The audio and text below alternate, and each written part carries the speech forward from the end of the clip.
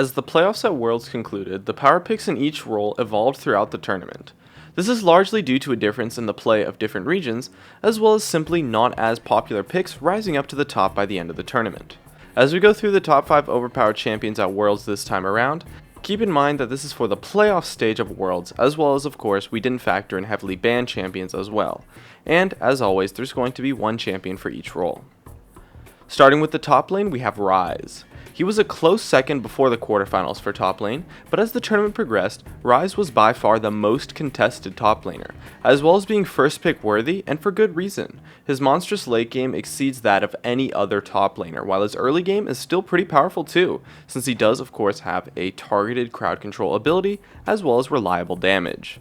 Add in the fact that he really has no viable counterpicks right now in the competitive meta when you play him top lane, and the fact that he can be played as a flex pick in mid lane in certain team comps, and you're left with an incredibly strong champion that brings a ton to your team, as well as to your overall team dynamic.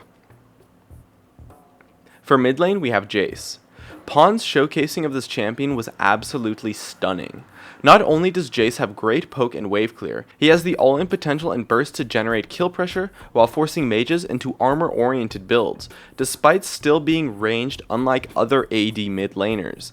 His poke and burst damage and mobility he provides to teams is amazing, while still having crowd control too.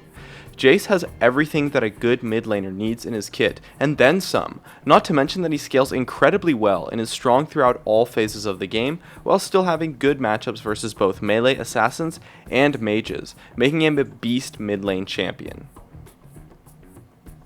For jungle, we have Rengar. Rengar did not see too much play earlier in the tournament due to heavy bans, but Dandy really showcased just how dominant this jungler can be. He's pretty much the only powerful jungler in the game that's left that has stealth ganks, and in addition, he has pretty decent crowd control, decent clear speed, and of course, amazing damage.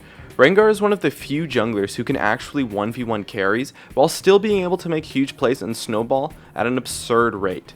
If you pick up just 2 or even just 1 kill on Rengar, it completely changes the game and can make you an unstoppable force that just rolls over the entire enemy team. And his kit makes it incredibly easy to set up that snowball too, so you're left with an extremely powerful jungler.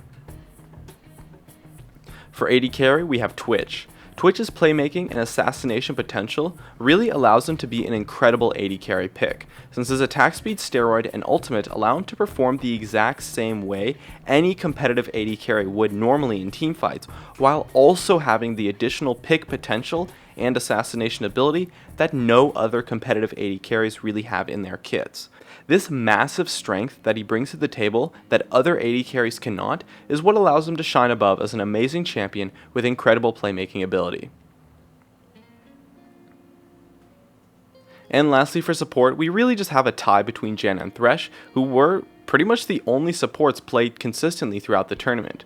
Since we did Thresh last time, let's talk about Janna.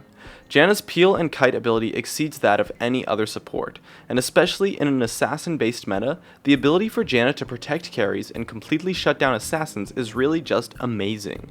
She counters a ton of mid laners, top laners, and junglers, all while still having a decent laning phase and giving incredible utility through move speed and ultimate plays. She can even go for aggressive ultimates to catch opponents out by getting behind them and then ulting them backwards. She just does the job that a support needs to do so well, and more, leaving her to be a great support champion in the current meta right now.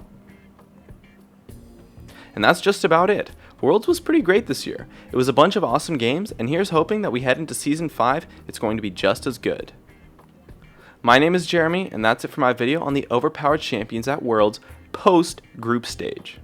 Be sure to stay connected at facebook.com/gamingcurios, drop a like, share this video, and make sure to subscribe for some more awesome content in the future. And as always, thank you so much for watching, and I'll see you guys next time.